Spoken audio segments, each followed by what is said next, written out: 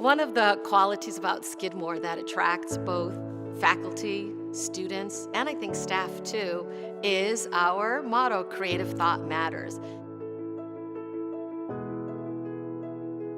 And you would think, of course, I'm a theater professor, so of course creative thought matters to me. But what's been really exciting is both how the theater department works in an interdisciplinary way and how my colleagues across the campus have welcomed me into doing projects with them.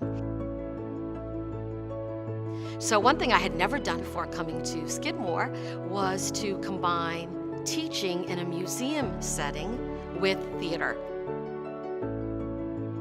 And the Tang Teaching Museum that we have here on campus is not only a gift to the college, but it's a gift to our local community.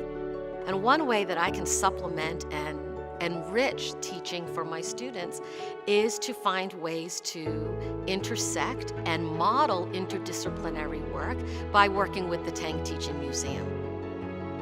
I mean, what an incredible opportunity.